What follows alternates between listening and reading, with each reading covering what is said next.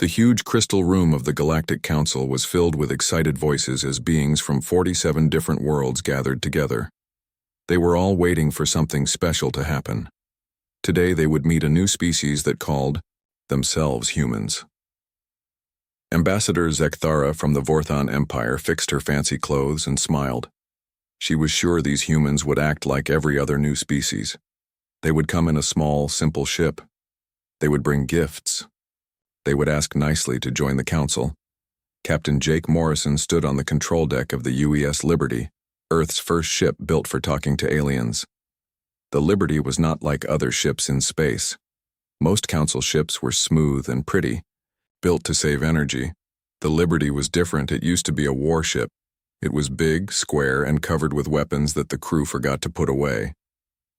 "Captain, the council station is telling us where to park our ship," said Lieutenant Amy Rodriguez. She was sitting at the communication desk listening to messages from the alien station. "Tell them we will park when we want to," Morrison said. He was looking at a screen that showed him where all the ships were. "And tell them we brought our own guards." The aliens who were supposed to welcome the humans watched with growing worry. The human ship was not following the rules. It was not parking where it was told to park. Instead, it moved to a fighting position next to 3 smaller warships that seemed to appear from nowhere. Admiral Chen Li was in charge of the guard ships from her ship called the UES Defender. She sent a message to the alien station. "This is Admiral Li from the Earth Defense Force.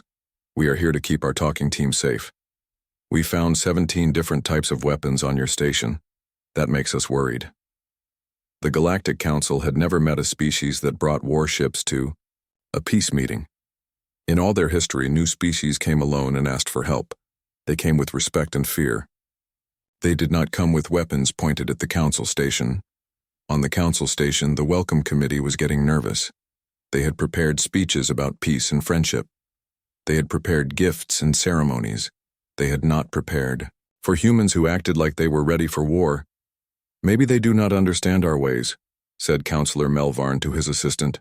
"All new species are confused at first."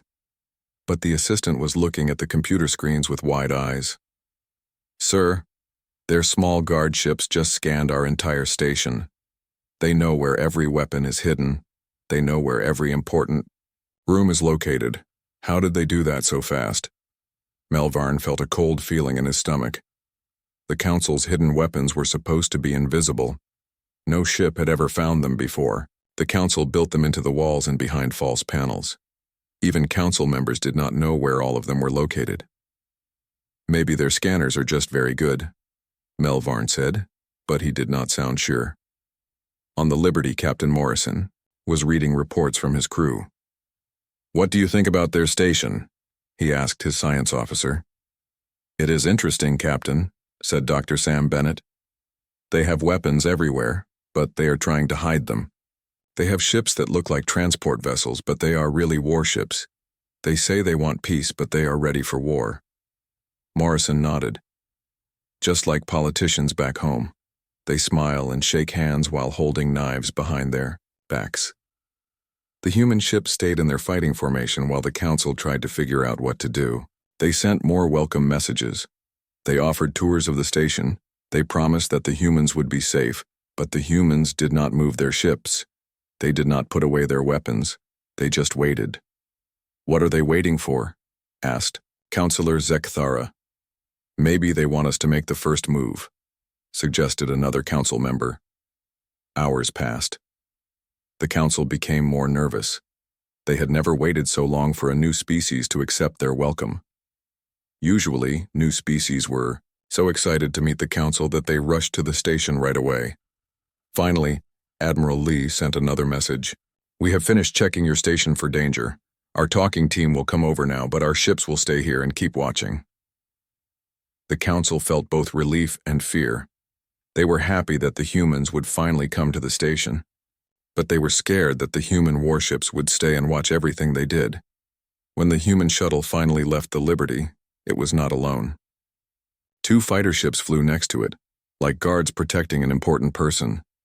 The shuttle itself looked like a small warship. It had thick armor and weapon ports. "Why do they need so much protection?"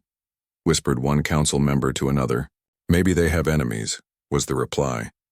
The shuttle landed in the council's main bay. The council welcome committee was lined up in their best clothes, holding flowers and gifts. They were ready to sing songs and make speeches about peace and friendship. The shuttle door opened. 6 humans in heavy armor walked out first. They carried big weapons and looked around the bay like they expected trouble. They spread out and pointed their weapons in different directions. Then Ambassador Helen Carter walked out. She was wearing a simple black suit, like she was going to a business meeting instead of a historic first contact with aliens. She looked calm and confident, like meeting aliens was something she did every day. The council members looked at each other with confusion. Where were the fancy clothes? Where were the gifts? Where were the signs of respect and wonder that new species always showed? Ambassador Carter walked up to the council welcome committee and stopped. "I am Ambassador Carter from Earth," she said. "We are here to talk." High Counselor Melvarn stepped forward. He had prepared a long, beautiful speech about the glory of the Galactic Council and the honor of joining their great civilization, but looking at the serious humans with their weapons and armor, he forgot most of his words. "Welcome to the Galactic Council," he said. "We hope your trip here was peaceful." "It was fine," Carter replied, "though we had to destroy a few machines that were pointing weapons at us. Probably just a mistake." The council members felt their hearts stop. Those were not just machines. They were automatic defense platforms hidden in the asteroid field around the station. They were invisible to all known scanners. They were the council's most secret weapons, and the humans had found them and destroyed them like they were nothing. Ambassador Helen Carter followed the council welcome committee into the great meeting hall. Her 6 guards walked with her, their heavy boots making loud sounds on the crystal floor. The council members kept looking back at the armed humans with worried faces. The meeting hall was beautiful. It was made of clear crystal that showed the stars outside. 47 different types of alien beings sat in curved rows, all looking down at the center where the humans now stood. Each alien species looked very different. Some were tall and thin like trees. Others were short and round like balls. Some had many arms, others had no arms at all. "Please sit down," said High Counselor Melvarn, pointing to special chairs that had been made for the humans. "We have prepared a cultural exchange ceremony for you." Ambassador Carter sat down, but her guards stayed standing around her. This made the council members even more nervous. In all their history, no species had ever brought armed guards to a cultural ceremony. The ceremony began with the Zephyrians, a race of tall, blue aliens who could control gravity. Their leader, Counselor Ethmek, stood up and raised his hands. Suddenly, all the chairs in the room began to float in the air. The aliens smiled and clapped, showing off their amazing ability.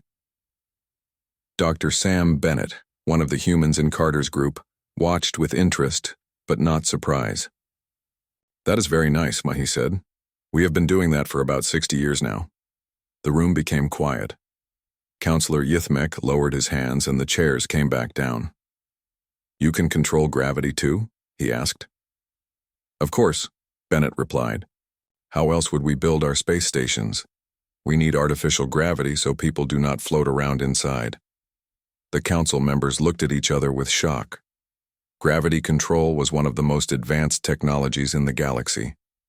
Only 5 species could do it, and it had taken them hundreds of years to learn how.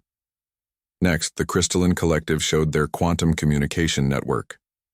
They could send messages instantly across the galaxy using special crystals that were connected at the quantum level.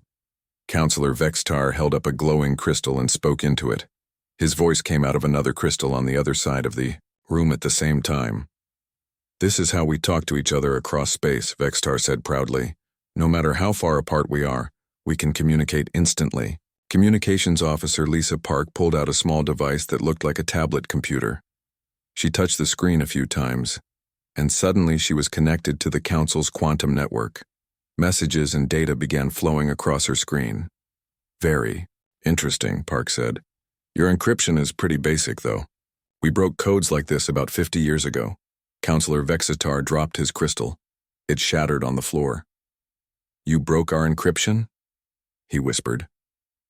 We did not know it was supposed to be secret, Park said. We have been listening to your messages for years. We thought everyone could do this. The council chamber erupted in shocked voices.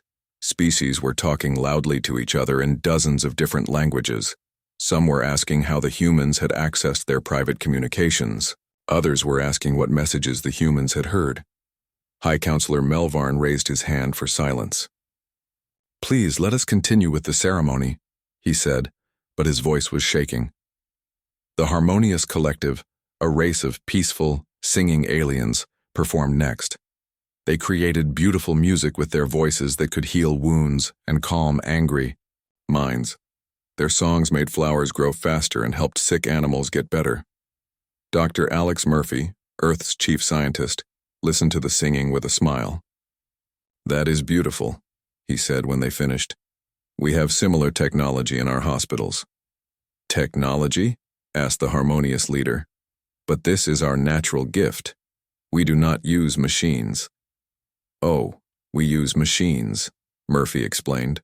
Sound waves at specific frequencies can speed up healing and plant growth. We figured that out in the 20th century. But your way is much prettier.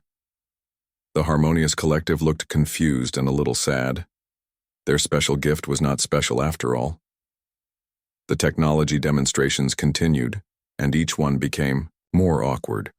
When the metal workers showed their ability to shape metal with their minds, the humans mentioned their 3D printers and molecular assemblers. When the star readers showed how they could predict the future by watching star patterns, the humans talked about their quantum computers that could calculate probability across multiple timelines. Each time a council species showed their greatest achievement, the humans had something similar or better. But the humans were not trying to show off. They were just being honest about their technology. The worst moment came when the telepathic union demonstrated their ability to read minds and share thoughts. Their leader, Counselor Zenkara, touched Ambassador Carter's forehead with his long, thin fingers. For a moment, Zenkara's face was calm. Then his eyes went wide with terror. He pulled his hand away and stepped backward, shaking. What did you see? Asked High Counselor Melvarn. Zenkara could barely speak. Their minds, he whispered. They think so fast, and they think about war and peace at the same time. They plan for friendship while preparing for battle. How can they hold such opposite thoughts together? Cultural Attaché Ryan Foster stood up. I am sorry if our thoughts upset you, he said. We learned long ago that hoping for the best while preparing for the worst keeps us alive. But you are thinking about 17 different ways to escape this room while also planning a trade agreement with us, Zenkara said. How is that possible? Foster shrugged. Practice, I guess. We have been dealing with people who smile while planning to hurt us for thousands of years. It makes you good at thinking about many things at once. The council members were quiet. They had never met a species that could think about friendship and war at the same time. Most species were either peaceful or warlike, not both. As the ceremony continued, more disturbing truths came out. The humans had developed faster than light travel without any help. They had created artificial intelligence that was smarter than most council species. They had built weapons that could destroy planets. But they had also built machines that could heal any injury. You create and destroy with equal skill, observed Counselor Meltoth. Most species choose one path or the other. We learned that you need both, Ambassador Carter explained. You cannot build great things without sometimes tearing down old things. You cannot protect what you love without being strong enough to fight those who would hurt it. The cultural exchange ceremony was supposed to last all day, but after only 3 hours, High Counselor Melvarn quietly ended it. The council members needed time to think about what they had learned. As the humans prepared to return to their ship, Counselor Yathara approached Ambassador Carter. Your species is very different from what we expected, she said. Different how? Carter asked. We expected a young species that needed our guidance, Yathara replied. Instead, we found a species that may be more advanced than we are. Ambassador. Carter smiled. We are still young. We still have much to learn. That is why we came here. But as the humans left the meeting hall, Many council members were wondering the same thing. If the humans were this advanced while still young, what would they be like when they grew older? The next morning, the Galactic Council's Military Assessment Committee gathered in their secure meeting room. They had spent all night talking about the humans and their strange technology.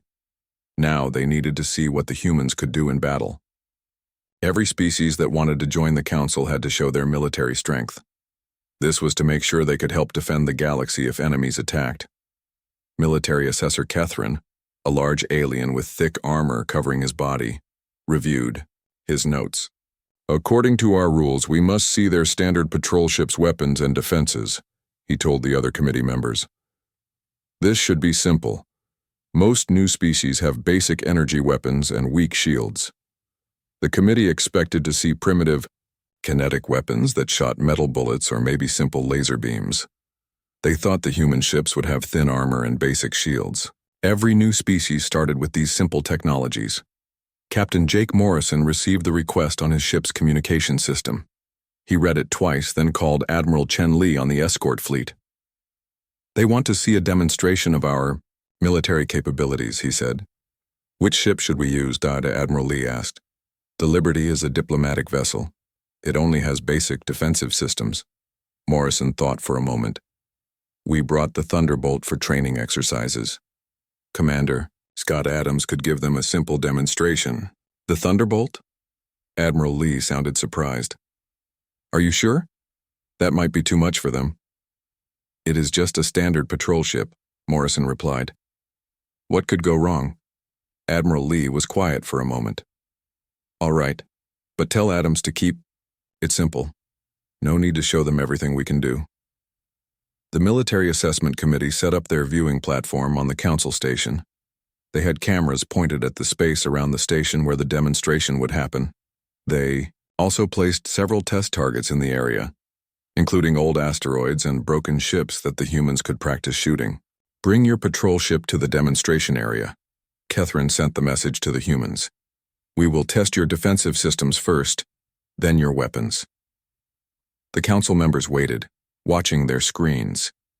They expected to see a small human ship move into the test area. Instead, their sensors showed nothing. The space where the human ship was supposed to be was completely empty. "Where is their ship?" asked one committee member. "Maybe they are having technical problems," suggested another. Then Commander Scott Adams's voice came over the communication system. "This is Commander Adams on the UES Thunderbolt. I am in position and ready for your tests." The council members looked at their empty screens with confusion. "We cannot see your ship," Kethrin said. "Please check your location." "I am right where you told me to be," Adams replied, "beginning standard defensive maneuvers now." Suddenly, space shimmered like water, and a massive ship appeared. The council members gasped. The ship was huge, much larger than their own military vessels. It was black and covered with smooth armor that seemed to bend light around it. "How long has that ship been there?" whispered one council member. "Our sensors show it just appeared," Kethrin said, but his voice was shaking. "But that is impossible. Nothing can hide from our detection systems." The ship had been completely invisible to all their advanced sensors. The council had detection technology that could find a metal coin floating in deep space. But they had not seen this enormous ship until it chose to reveal itself. "Beginning defensive test sequence," Adams announced. The council fired test weapons at the human ship. These were not meant to hurt the ship, just to see how strong its shields were. They shot weak energy beams and small metal projectiles. What happened next made the council members sit back in shock. The human ship's point defense systems activated. Tiny laser beams shot out from all over the ship's surface, hitting every projectile with perfect accuracy. The energy beams that reached the ship did not just bounce off the shields. The shields absorbed the energy and then shot it back at the weapons that had fired it. "Impressive," said Kethrin, but he was starting to worry. "Now we will test your weapon systems. Please destroy the target asteroid." The council expected the human ship to fire a few energy beams or maybe some missiles. Instead, the ship turned toward the asteroid and fired a single thin beam of light. The beam hit the asteroid and the huge rock simply disappeared. Not exploded, not broken into pieces. It was gone, like it had never existed. The space where the asteroid had been was completely empty. The Council's sensors could not find even dust or gas where the rock used to be. "What kind of weapon was that?" asked a Council member with a terrified voice. "Molecular disintegration beam," Adams replied cheerfully. "It breaks the bonds between atoms. Very clean. No debris to clean up afterward." The Council members looked at each other with wide eyes. They had weapons that could break asteroids into pieces. They had weapons that could melt asteroids into hot gas. But they had never seen a weapon that could make matter simply stop existing. "That is enough demonstration," Kethran said quickly. "You have passed our tests." "But we just got started," Adams said. "Would you like to see our kinetic weapons? Or maybe our gravity cannons?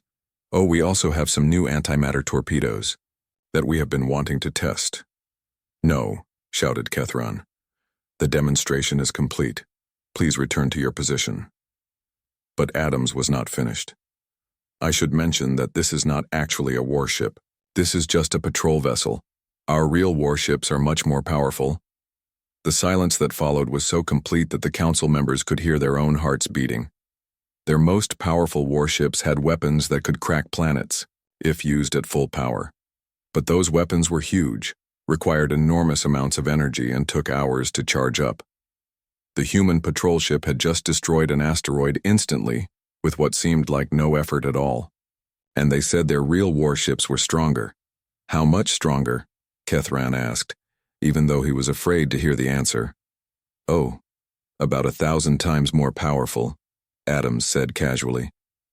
"Plus they have better armor, faster engines, and more advanced shields, but don't worry. We only bring out the big ships when we really need them." One of the Council members fainted. Another started praying to his species' gods. A third began calculating how long it would take to evacuate his home planet. "Commander Adams," Captain Morrison's voice came over the communication system. "I think that is enough demonstration for today." "Sure thing, Captain," Adams replied. "Should I cloak again?" "Yes, please." The huge human ship shimmered and disappeared, becoming completely invisible once more. The Council members stared at empty space, knowing that a ship more powerful than anything in their fleet was right there, but they could not see it. Kethran turned off his recording equipment with shaking hands. In 40 years of military assessment, he had never seen anything like this. New species usually had weapons that were decades behind Council technology. The humans had weapons that were centuries ahead. "What do we tell the full Council?" asked one committee member. Kethran looked at the empty space where the human ship was hiding. "We tell them the truth," he said.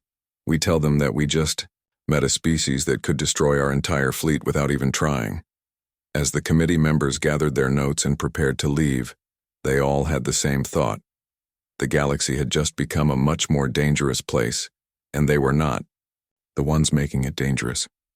The formal technology exchange meeting began the next day in the Council's Grand Science Chamber. Representatives from every major species brought their greatest scientific achievements to share with the humans. They expected the humans to be amazed and grateful, like every other new species had been. Dr. Alex Murphy led the human science team into the chamber. He carried a simple briefcase and wore clothes that looked like they came from a regular Earth office. The alien scientists were dressed in elaborate robes covered with symbols of their scientific achievements. Science Counselor Yathara began the presentation.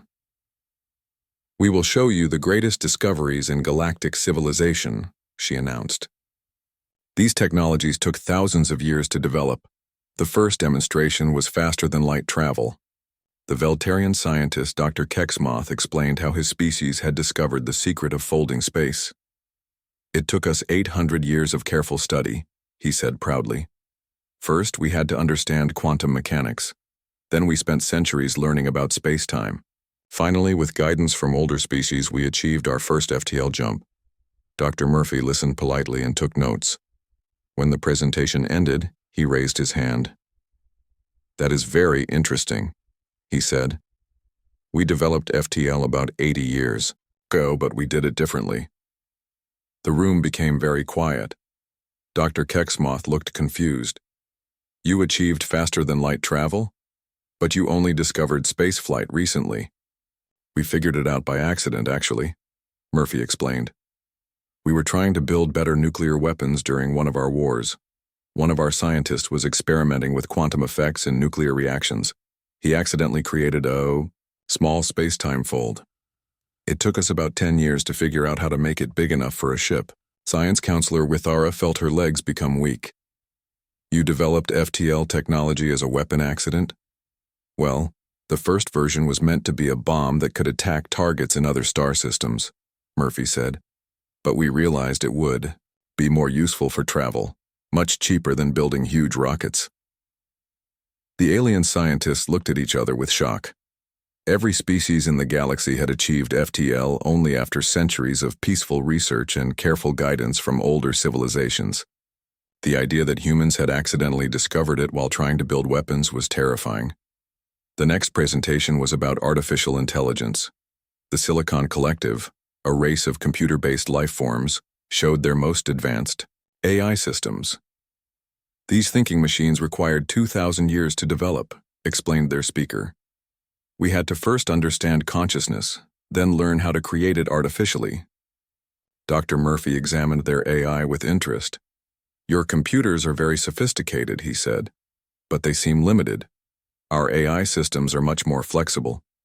You have artificial intelligence? Asked the Silicon Collective representative. Of course, Murphy replied. We have had thinking computers for about 60 years. Some of them are smarter than humans now. They help us design new technologies and solve complex problems. The Silicon Collective representative's lights flickered with distress. But creating artificial consciousness is the most difficult achievement in science. How did you do it so quickly? We needed smart computers to help us fight wars more effectively, Murphy explained. Human battles became so complex that human minds could not keep up. So we built machines that could think faster than us. Cultural attaché Ryan Foster joined the conversation. Maybe I should explain human history, he said. It might help you understand how we develop technology. The alien scientists agreed. They thought that learning about human culture would help them understand human science. Foster began with early human civilization. As he described human history, the aliens became more and more uncomfortable. He talked about wars that lasted hundreds of years. He described how humans developed agriculture, metallurgy, and engineering while constantly fighting each other. You mean your species learned to work metal while fighting wars? Asked one alien scientist. Yes, Foster replied. We needed better weapons and armor. That is how we learned to heat metal and shape it into tools. And you developed mathematics during wars too? Mathematics, engineering, chemistry, physics, Foster listed. War makes you learn things quickly. If your math is wrong, your weapons do not work and your enemies kill you. Dr. Mel Toth from the Peaceful Harmony Collective raised her hand. Surely your space program was developed for peaceful exploration? Foster smiled. Actually, no. We developed rockets to carry nuclear weapons to our enemies on the other side of our planet. Space exploration came later. When we realized we could use the same rockets to leave our planet, the room fell completely silent. Every species in the galaxy had developed space travel for exploration and wonder. Humans had developed it to kill each other more effectively. Most of our greatest technologies started as weapons, Murphy added, helpfully. Nuclear power, computers, satellites, advanced materials, even the internet. We built these things to fight wars, then found peaceful uses for them later. Counselor Yathara was having trouble breathing. You are telling us that your entire technological civilization grew out of warfare? Pretty much, Foster agreed. Humans are very good at killing each other, but we are also good at making tools. War forces us to make better tools quickly. The questions continued, and each answer made the aliens more frightened. When they asked about human population, they learned that Earth had 8 billion humans, more than most entire star systems. When they asked about human industry, they learned that humans could build a city in months, not years. How many ships do you have? Asked military counselor Grakhan, who had come to listen to the science presentations. Captain Morrison, who had been quietly listening, answered this question. We have about 12,000 ships in our space fleet, he said. The council members gasped. The entire Galactic Council fleet had only 3,000 ships, built over centuries by dozens of different species. 12,000 ships? Grakhan repeated weakly. That is just our military fleet, Morrison clarified. We have about 50,000 civilian ships for trade and transport. Dr. Kexmoth calculated quickly in his head. You have built more ships in 80 years than our entire civilization has built in 1,000 years? We build fast when we need to, Morrison said. Plus, most of our shipyards are automated. Machines building ships. The alien scientists were beginning to understand something terrible. Humans did not just have advanced technology. They had the ability to build that technology quickly and in huge numbers. They were not just smart, they were also fast and efficient. How long would it take you to build 1,000 new warships? Asked Grakhan. Morrison thought for a moment. If we really needed them, maybe 6 months. Our shipyards could work faster, if there was an emergency. The military counselor felt his heart stop. The entire council defense fleet could be replaced by human production in 6 months. If humans decided the council was a threat, they could build a fleet large enough to conquer the galaxy in less than a year. Dr. Murphy continued explaining human science, not realizing how scared he was making everyone. He talked about genetic, engineering, nanotechnology, and quantum computers. Each new revelation made the aliens more terrified. Do you have any technologies that you have not mastered? Asked Science Counselor Ithara desperately. Murphy thought about this seriously. Time travel is still theoretical, he said, and we have not figured out how to create matter from energy efficiently. Oh, and we still cannot make humans live forever, although we are working on that.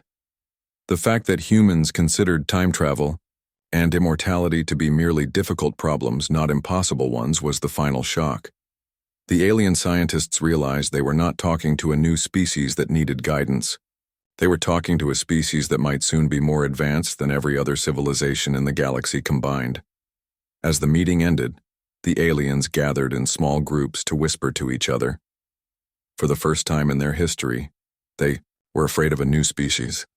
Not afraid that the species would ask for too much help, but afraid of what would happen when the species no longer needed any help at all. The emergency council meeting was called for that same evening. For the first time in 1,000 years, every council member attended. The great chamber was filled with worried voices speaking in dozens of different languages. High Counselor Melvarn had to use the sound dampening system to quiet the room.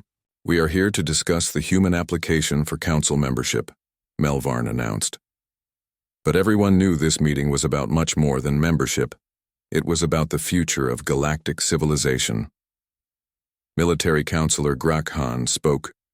First, I will be direct, he said. The humans are more powerful than our entire combined fleet. One of their patrol ships could destroy our best warships. They have 12,000 military vessels, 4 times larger than our entire council fleet. Murmurs of fear rippled through the chamber. Some council members had not yet heard the full reports about human military capabilities. It gets worse, Grakhan continued. They can build 1,000 new ships in 6 months. If we went to war with them, they could replace their entire fleet, faster than we could damage it. Science Counselor Ithara stood up next. Their technology surpasses ours in every field, she reported. They achieved faster than light travel independently without any guidance. They have artificial intelligence that is smarter than most of our species. They have weapons that can destroy matter at the molecular level. How is this possible? Asked Counselor Vextar. New species are supposed to be primitive. They are supposed to need our help. Cultural Counselor Meltoth had the most disturbing news.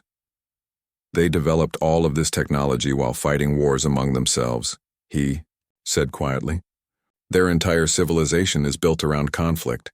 They create new technologies not for exploration or peace, but to fight more effectively. The chamber erupted in shocked voices again. The idea of a warlike species with advanced technology was everyone's worst nightmare. They are not evil, Meltoth continued, but they think differently than us.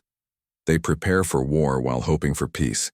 They create weapons and healing tools at the same time. They are the most contradictory species we have ever encountered. Ambassador.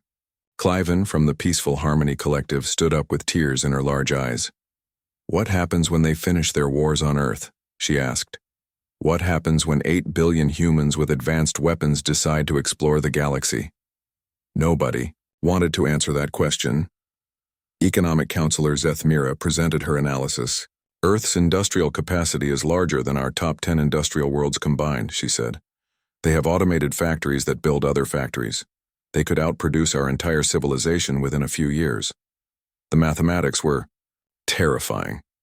If humans continued advancing at their current rate while council species maintained their slow, peaceful development, humanity would surpass the entire galaxy within a generation. We have 3 choices, said High Counselor Melvarn.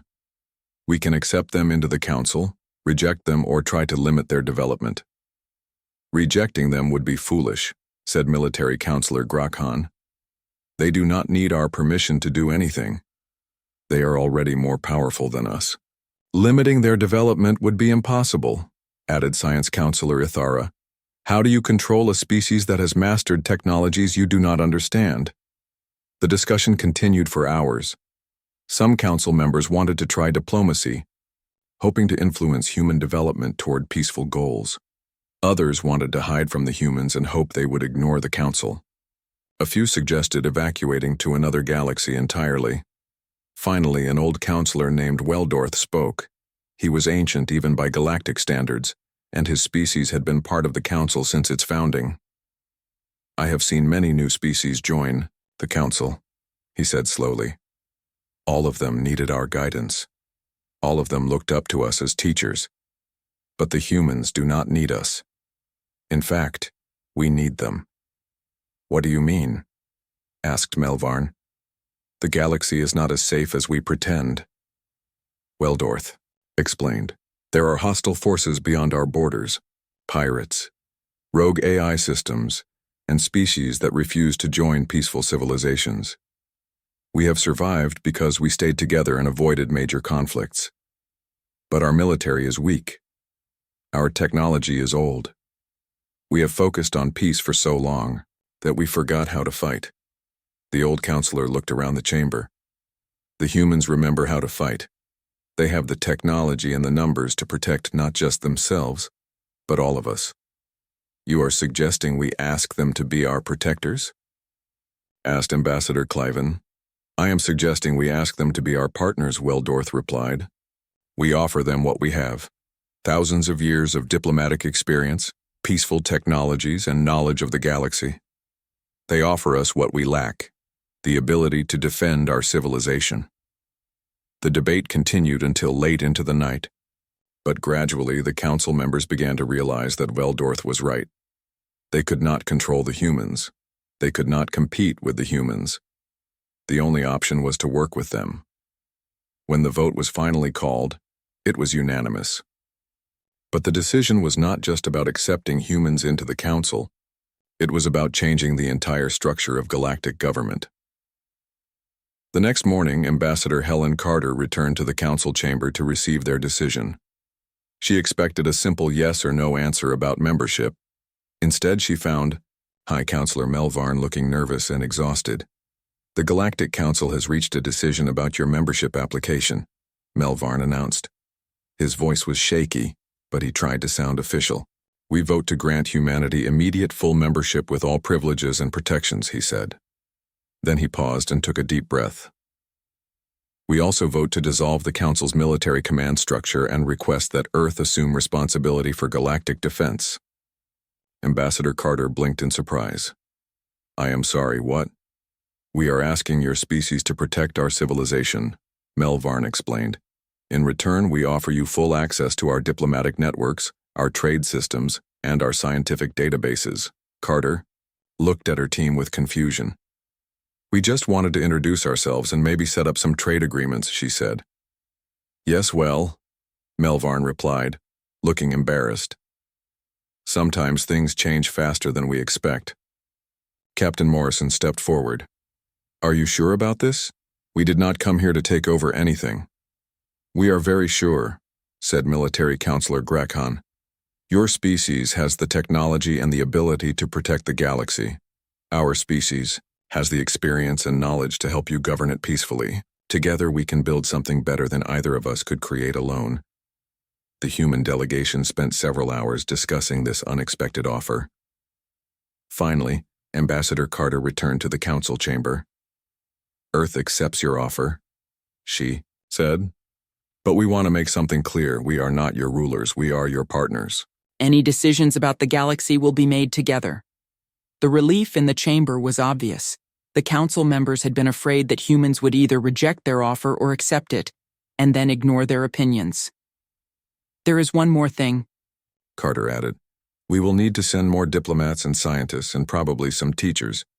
If we are going to work together, you will need to understand how humans think. As the ceremony concluded and the human delegation prepared to return to Earth, the council members felt something they had not expected: hope. Yes, the humans were powerful and strange, but they were also willing to work with others instead of conquering them. Captain Morrison sent his final message to Earth. Mission accomplished. Also, we might need to send more people. Apparently, we are in charge of galactic defense now. The response from Earth came back quickly. Understood. Try not to start any wars while we figure out how to run a galaxy. High Counselor Melvarn watched the human ships prepare to leave. For 1,000 years, the Council had been the most powerful organization in the galaxy. Now they were junior partners to a species they had just met. But as he watched the sleek, human vessels move through space with impossible grace and power, he realized something important. The galaxy was about to become a much safer place, and for the first time in his long life, he was not afraid of the future. The Galactic Council had indeed been left speechless by Earth's arrival, but perhaps in the end that was exactly what the galaxy needed.